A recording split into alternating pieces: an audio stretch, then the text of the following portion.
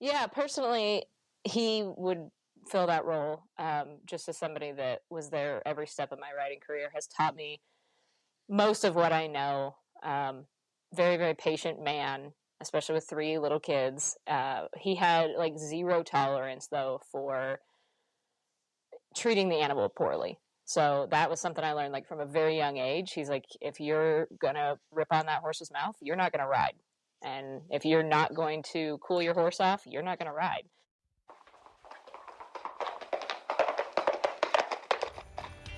You are listening to the Horse Radio Network, part of the Equine Network family.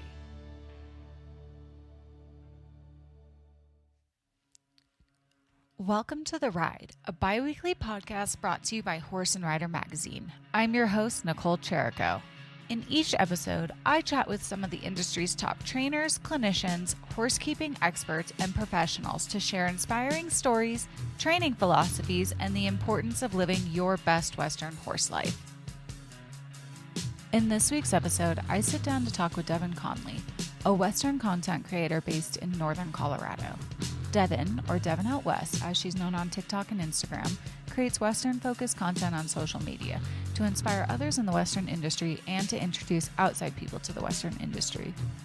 Please enjoy this week's episode, which is brought to you by ManaPro. Hello, everyone, and welcome back to another episode of The Ride. This is your host, Nicole Cherico, and today I am sitting down with Devin Conley, who is a Western content creator. You've probably seen her stuff on TikTok, on Instagram. I know it's constantly going viral in my circles. We're constantly sharing her stuff because it's so relatable. But Devin is so much more than what you see on social media. She grew up on a ranch. She started rodeoing at a young age. She is the definition of living your best Western horse life. So I wanted to bring Devin on. Thank you so much for talking with us today. I'm so happy to be here. Thank you for asking me to be here. Yeah. So for people who may not be as familiar with who you are through social media, let's just start at the very beginning. You grew up on a ranch in Colorado. Can you kind of talk a little bit about being introduced to the Western way of life at an early age and kind of how that shaped your childhood? Totally, yeah. So my early childhood, I was on a little family farm in Fort Collins, long before Fort Collins is what it is now. My dad was a team roper on the circuit, so he was a healer, and he just grew up on a ranch also, on a farm. So it's kind of ingrained in us from an early age to be around horses and livestock. So he rodeoed and hauled us with him, and like being 5 years old and warming up his horse in the warm up pen are some of my earliest memories. And so he actually ended up kind of giving up his career in team roping so that we could go on and rodeo.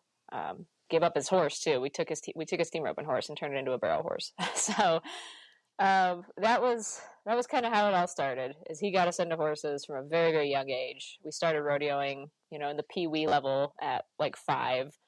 And it was all history from there. Every parent's worst nightmare is their child stealing their horse from them. Oh, totally. Stole the horse. Like, I would go out with scissors and give her haircuts, like cut her forelock straight across and her mane. And I thought I was doing something, but that poor man, he was very patient. That's awesome. I didn't grow up on the rodeo circuit, but my mom comes from a dairy farm, and so I grew up with the horses. And yeah, it totally kind of makes you who you are today. Like I don't know anything different other than climbing on a horse at 3 and going and doing not very smart stuff at young age. Yeah, exactly. Yeah, I've never lived without horses. I've never been without animals. I've never not been in a rural area. So that's all I know. So let's talk a little bit. You've mentioned that your dad was a team roper. You guys grew up rodeoing. Can you kind of talk about that experience kind of growing up on the rodeo circuit, what it was like and kind of how it's shaped what you like to do today with your horses? Oh yeah. Best memories of my life. So I have 2 siblings. My dad hauled all 3 of us. We started with CJRA, Colorado Junior Rodeo Association. We did high school rodeo and then into college. But the junior rodeo as a kid was hands down like the best way to grow up. We he would pull us out of school, on Fridays when we had rodeos, and we had like an old RV and just kind of a beater, like bumper pull horse trailer. And he'd load 3 horses up, 3 kids up, and we'd drive 8 or 9 hours to some like gross little fairgrounds, and stay for the weekend and rodeo. And just like such amazing memories. I mean, I love those little towns, those little Western towns where there's pretty much like a truck stop and a fairgrounds. That's pretty much all you got. And a hole in the wall Mexican restaurant. Totally. Oh, yeah. I grew up on hole in the wall Mexican restaurants. Like, that is my favorite food because of this. Yep. And we had such good friends that we rodeoed with, just kind of grew up with. And now, even now, it's amazing because kids that I grew up doing junior rodeo with are currently at the NFR competing. So that's amazing to see, like, those people out there just living their best life, competing at the top level and knowing like where we all kind of came from. It's pretty cool. That is really cool. Especially, you look on the television screen at night and you're like, you've known them for years. Like you grew up with them. Like, right. And just to know, like, I know how hard you worked to get there because I know where you started, and I obviously have never made it to that level. I haven't run barrels in a few years. I kind of switched gears and started doing some more ranch horse stuff, which I thoroughly love and enjoy. But rodeo's always got a big piece of my heart, and I'm sure I'll get back to it. So are you doing, when you say the ranch horse stuff, are you doing like the versatility ranch horse, the ranch riding? Yeah, so I got into ranch riding and really started enjoying it. I like the way it just kind of uses the functionality of the ranch horse. And it was definitely a different speed, like literally a different speed, but also, figuratively. And it was a whole new world for me to learn, though. Like, I've never been around the show world. And so totally new world to learn. Awesome people, such awesome people. So that's been a really cool experience. I've enjoyed it. I would imagine, like, I come from the horse show world. Like, I've been showing since I was the same age that you were rodeoing, and coming into this job, I got to experience more of the rodeo world. And yeah, they're so different, but they're so alike. But I would imagine probably the biggest difference for you is that having judges in an arena now. Yeah, exactly. It's not a clock, it's a judge. And no offense to my rodeo people, but the warm-up pin is so much safer at a show. There's rules in the warm-up arena, so that's nice. There are rules. It is nice when everybody's circling the same direction. Yes. Well, going back to your rodeo days, was there like a horse that really shaped you as a kid? I mean, I know you said you took your dad's horse. Is it that one or maybe another one?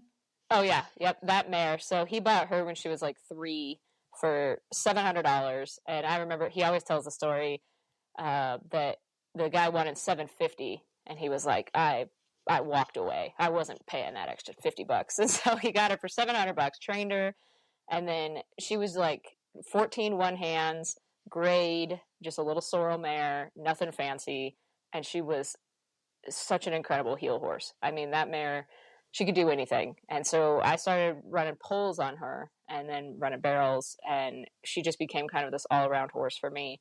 My siblings had their own horses, and then I just kind of took Lady, was her name.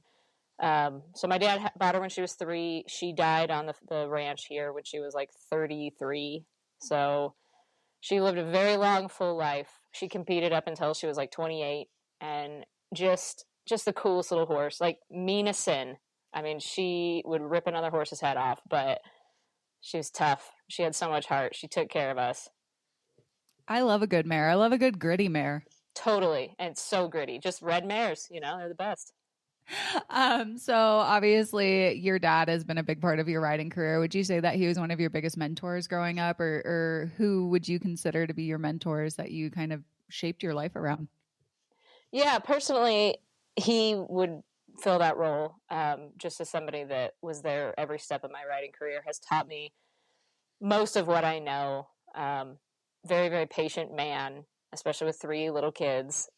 He had like zero tolerance, though, for treating the animal poorly. So that was something I learned like from a very young age. He's like, if you're going to rip on that horse's mouth, you're not going to ride. And if you're not going to cool your horse off, you're not going to ride. And just these lessons that were taught in like a gentle way, but a very firm way. And so I learned from a very young age, like the horse comes first. And there were a couple times where he kept his word. Like he pulled me out of a rodeo once, and this is, I was very young, but I missed the first and second gate call because I was like messing around, not paying attention, right? And he was like, okay, well, we'll just scratch you from your run. And so I learned really quick, right? Like you're on time, you're warmed up, you're ready, you're taking care of your horse. So he really guided me and my siblings well in that way, which I think a lot of that applies to life too. And just taught us in his own way and in a really like positive and gentle but firm way to always put the horse first. Yeah, no, like you said, it definitely shapes you just as a person in general.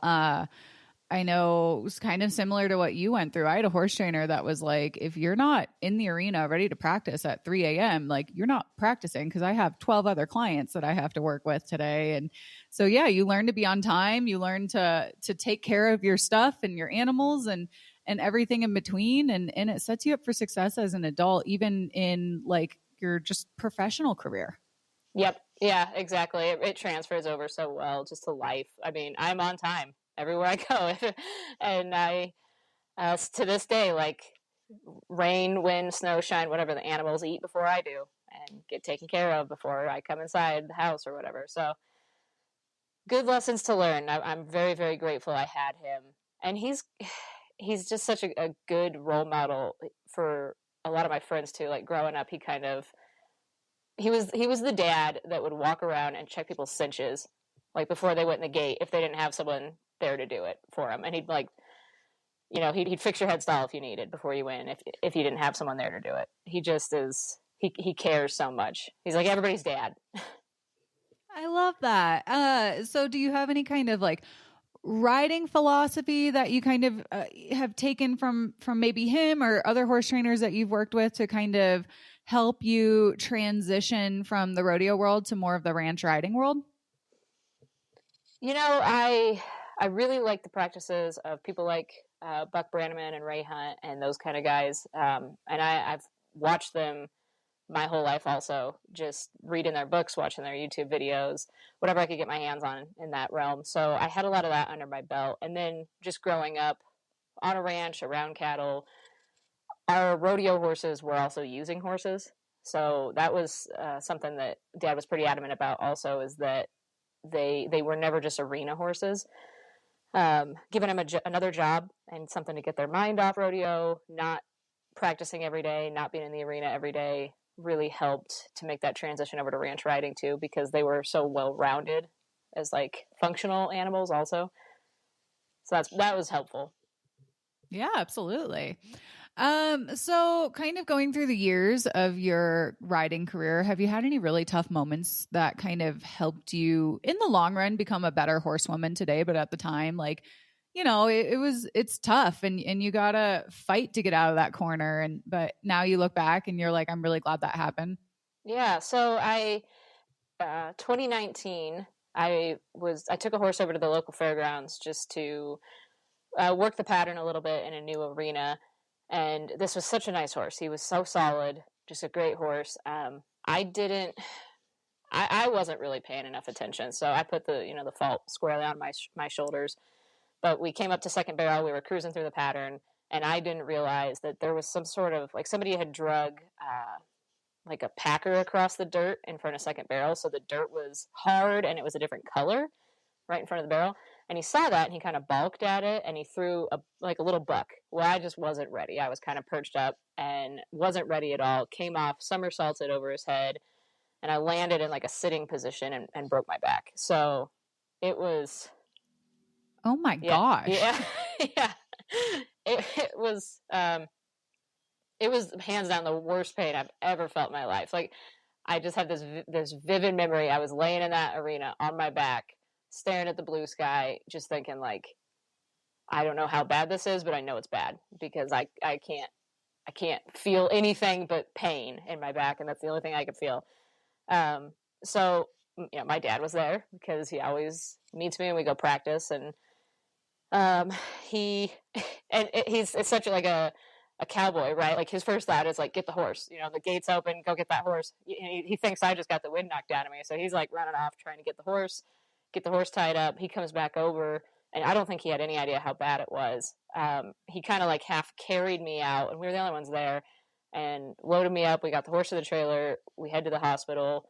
And then, after they did all the scans and everything, they came back and they're like, yeah, well, you broke your back. You've compressed these vertebrae too. And we were both like, oh my gosh. He had no idea. He's like, I'm so sorry I didn't call an ambulance. Like, I didn't know it was that. I thought you got the wind knocked out of you. But I spent about a week in like the trauma ward, and then spent months in like a full back brace, walking with a cane, couldn't ride. It took me a long time to even get confidence back climbing on a horse. Like, I got on a horse as soon as they released me, but it was different for a while. It took me some time.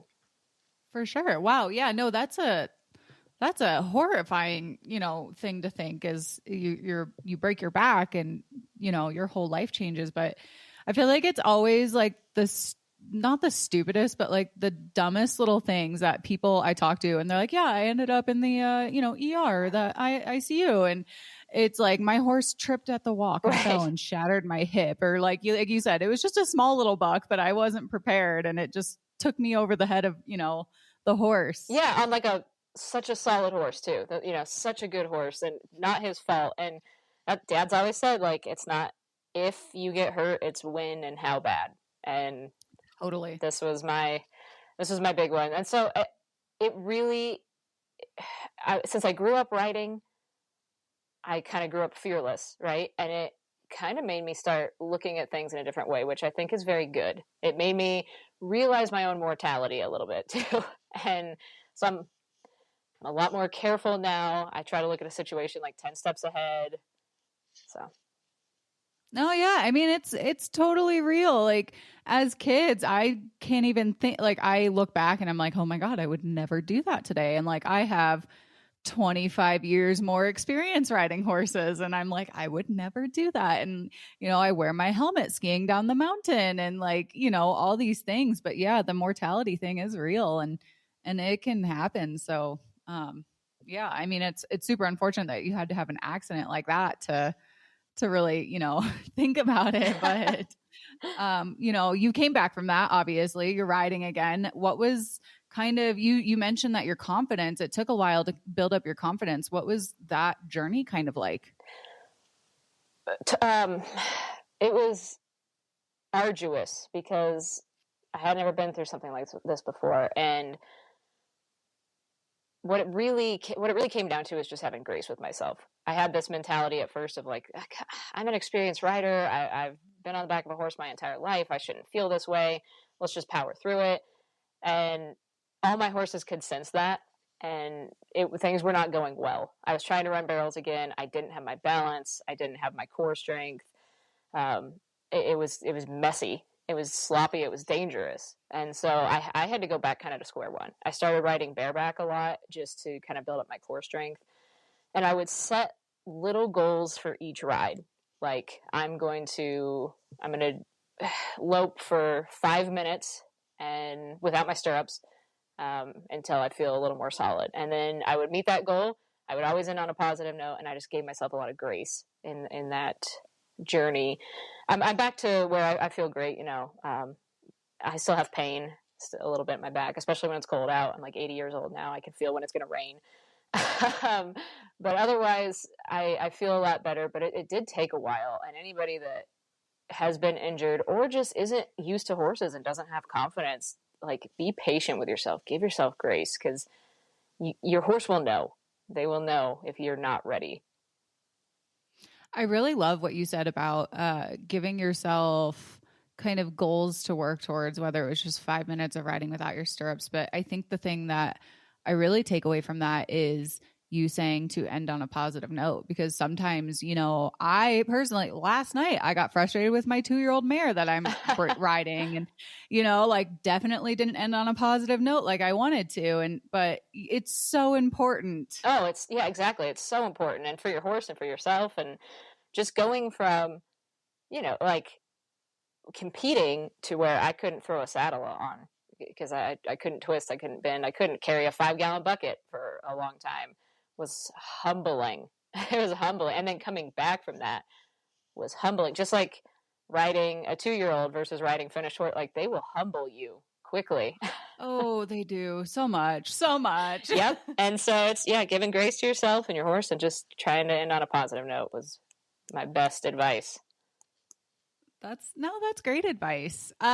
So let's see, you've come back from that. That was probably one of your toughest moments, but now you're competing in the ranch riding. Let's talk a little bit more about how you got into that. I know you said you wanted to transition, and obviously coming from a working ranch, an event like the ranch riding and, you know, all that seems like a very easy transition, but how did that journey kind of begin?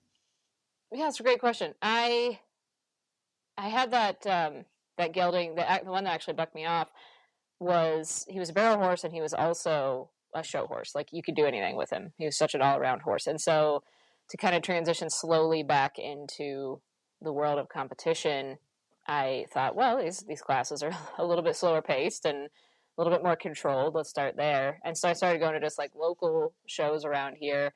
And ranch riding at the time, so this is like 2020, was really starting to grow a lot. And then, of course, with the pandemic and everything, there was less shows to go to. But when it started picking back up, I got back out there also. So that's kind of how I was introduced to it. My farrier is also big in that world and knew a lot about it, so I was able to pick his brain. And he's a trainer, so I was able to send horses to him and say, like, here's the little basics I think they need to work on to be successful at this, and he helped me out a lot with that. And that's the other thing is, I've ridden my whole life. I've trained a lot of my own horses, but there's no shame in having a professional trainer, to work No with. doubt. Yeah, like you do not have to go it alone. A village is great to have. And now a quick word from our sponsor. Supplements are only effective if your horse eats them. AccuBites, a new line of supplement blends brought to you by ManaPro, takes the guesswork out of supplementation. Each formula is designed for palatability and has a unique shape and color that stands out when top dressed on a feed, so you can immediately confirm your horse's intake. Every blend includes a convenient, carefully balanced combination of ingredients that is proven to support specific needs for your horse. Finally, a supplement you can see and believe. Find out more at manapro.com. So yeah, no, absolutely. I know I have a 2-year-old that I'm working on myself, but especially with this job, I'm calling up people all the time. Like, hey, I'm running into this problem. How do I fix it? Or, we're going to haul over to so-and-so's place and take a lesson. And, but even though you come from that ranch ride or the ranch horse kind of world in the sense that you guys have a working property, the ranch horse, I think what I really love about it is the finesse that these horses have. I mean, it is watching a good ranch riding pattern is so much fun. It is. And there's some incredible horses. I had a concern before I went into it of, will the judges actually score a horse in a way that could actually go work, or are these show horses that really wouldn't last on a ranch? Like I just was curious with the authenticity. And there's a lot of horses in those ranch riding rings that, like, that they could hold their own. They are true working horses, and that's so cool to see.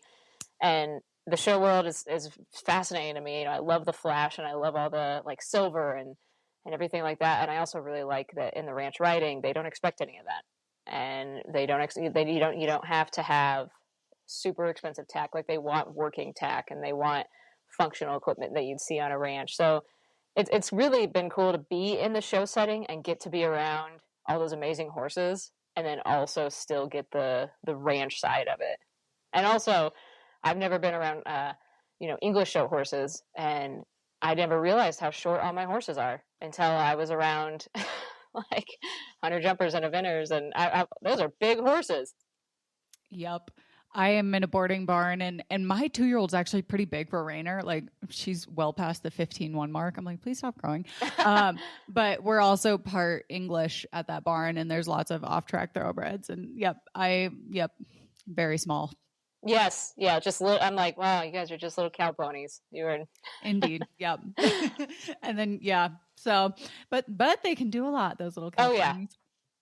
Yep. So on top of everything else that you're doing, you have, a career outside of the horse industry professionally. You're riding all the time, but you're also you're a leather maker, right? Mm-hmm. Yeah. Yep. How did you get into that? In college. So I started in college a little bit. I had a friend that did it and started teaching me, and it was just kind of like a little side income when I was in college. And then I didn't do it for a long time, got back into it a few years ago, and it's very enjoyable. It's like a therapeutic activity. That's cool. So it's more of just like something for you to relax and do. What's your favorite stuff to work on? I like smaller stuff. I had the big leather sewing machine for a while, and it broke beyond repair, unfortunately. So I'm like hand stitching everything. So smaller stuff is fun and easier to work on right now. Head stalls and ball caps and things of that nature. That's awesome. You're also a Western content creator. And like I mentioned at the beginning of this podcast, you have a fairly large following on TikTok and Instagram. How did that happen? By accident. I don't know. To this day, I'm like, how did I get here? In all honesty, like, I'm pretty introverted, and I, as you can see, like, sometimes I struggle expressing myself orally, which is why I write so much. But I started TikTok like right at the start of 2020, and at the time I was a classroom teacher, so I taught history for 10 years. And I was like, what are the kids talking about? Literally, I was like, what is TikTok? I'm going to see what this is. And it was winter break, and I thought, well, I'm going to start a TikTok and let's see just what's going on here. And I think I posted one video. It got like 20,000 likes. First video, I was like, okay, is it this easy? This can't be this easy. And then I just started sharing thoughts that I had about horses and, how ridiculous they are and all the stuff we go through. And it seemed to resonate. So I started on TikTok, and then I've always had Instagram for a long time. Transitioned over there. Really enjoy the Instagram platform, especially the Reels. And my whole goal at first was just to share like funny, relatable content. But then I also still realized I really enjoyed like some educational content about agriculture in the Western industry, and I really enjoyed some uplifting content, especially for beginners. So I try to keep it a little bit. I share some of my poetry on there. I try to keep it a little well-rounded, but a lot of it's just kind of my dumb humor. Like you, I got into TikTok in like 2020, but after the pandemic kind of hit and I was really bored, and my one of my previous assistants, who is still a great friend of mine, she was into TikTok, but she's also like 24. She's in her 20s. And she's like, you need to be on TikTok. And I'm like, I'm too old for TikTok. Like, that's what I thought too. Yeah. I was like, I'm around from the MySpace days. Like, I feel a little old for TikTok. But she, pandemic hits. I have nothing to do. I'm sitting at my house every day. I get a TikTok. And that's actually when I was introduced to your content. And it cracked me up because you have such relatable, horse owning. I don't want to say skits, but just like, thoughts and stories and what a mare is thinking when you walk into a pasture, what your show horse is thinking, what your old ranch horse is thinking. And, I can't tell you how many of those I've shared with some of the girls in my barn because we are just busting out laughing at your stuff. That's awesome. I love that. Thanks for sharing. And that's all I want. If somebody, if it makes somebody happy or makes them laugh or makes them feel good, that's it. That's all I care about. So you also mentioned that you share a lot of your Western inspired poetry on there too. And those sounds, I guess is what we call them these days, have gone viral as well. I've definitely seen them pop up on different videos, and you've talked about your love of the red mare, and so how did you get into poetry? I've written my whole life. It's always been kind of an outlet for me. I'm I'm also, like, I sing, I play the guitar. I haven't really shared that. So I've written a lot of music throughout my life, and just kind of those two things go hand in hand, poetry and music. And then I just decided one day, I was like, well, maybe I'll just share one of these, and people seem to like it. I'm so naive when it comes to, like, the internet and social media, that I shared my first poem on there, and all of a sudden I saw it places, like, with other people claiming it as their words and things of that nature, which I know happens on the internet. And I was like, oh, dang it. And now I'm just on the mindset that I know that comes from me. It came from my heart. And if I want to share it with folks and hopefully they get something out of it, then that's good enough. I'm working on, like, a little poetry book that I'm hoping to release soon, that I'm excited about. But yeah, I very much enjoy it, and I don't ever plan them out. I just get an idea. And same thing with my videos. Like, they're never planned out. That's why they're always filmed in, like, the worst lighting. And I know my I know my lighting could be better, and I know all that could be better. And I always look like a mess because I'm usually, like, doing chores or something. But I just get this idea, and I'm like, oh, run with it, do it, write it down, get it. I love it. You think like a true creative. That's how I am too. I'll be like sitting on the couch at 10 p.m. at night, and I'm like, wait, I have a story idea, and I'll go grab my work computer and start typing. And my boyfriend's like, we're watching a movie. Right. You're like, I'm still watching. Kind of. Yeah, no, but your poetry is it's really inspiring, and I think the red mare one is the first one that I heard from you. And I have a brown mare, so not red, but I really resonate with the love of mares, and their attitude, but how they'll go through anything with you. But where do you get inspired to write? Is it anything like going out and riding? Is that kind of what inspires you? Or Yeah, my past history, I've owned a lot of horses, and I've owned a lot of horses of all different varieties. I've been around so many people in the industry of all backgrounds, learned so much from so many people, been so many cool places. I sometimes I just write off a feeling, like that feeling of being in the truck at 11 o'clock driving home from a rodeo, and try to capture that feeling. My boyfriend lives in Wyoming and works on a ranch, and there's so much inspiration up there, just like riding through the sagebrush and the rabbit brush. And so it just kind of everywhere, my past, my present, my surroundings, my environment, the people I've met, the animals I've been around. I'm just very thankful for all of those experiences. I praise God for it, because it's given me the ability to capture, I think, hopefully, what a lot of folks feel.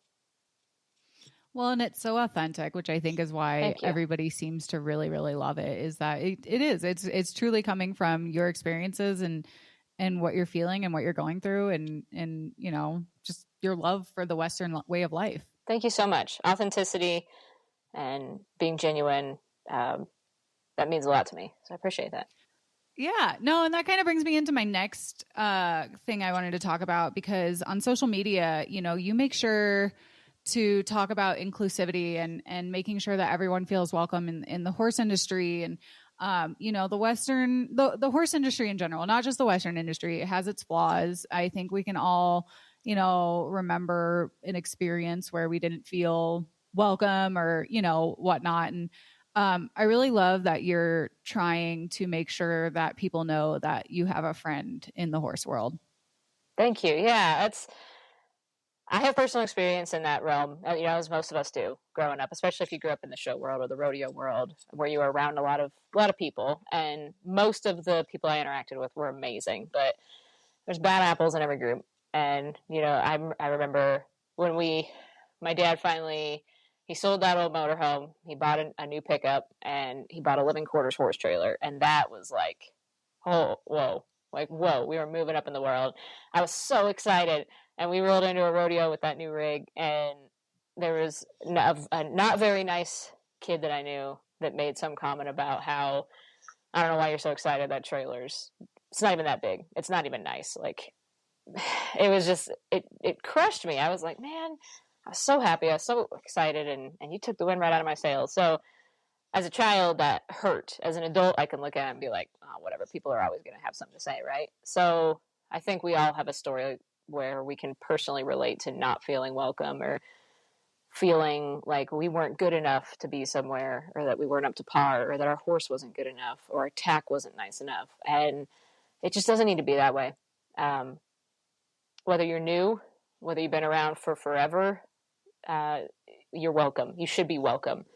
And everybody of every background should be welcome in the horse industry and in the Western world. And we need new people, right? Like, especially in agriculture, we need younger people involved, and we need people interested that weren't raised in this way of life. And I know it's hard to break into, just if you didn't grow up this way, but don't stop trying. Like, don't give up. If you're out there and you don't own a horse, but you want to, start taking lessons, trade, work for board, whatever you got to do. I just think it's important to, encourage people, and just, you got to be the change you want to see, right? Per Gandhi, you got to be the kind one if you want to see kindness.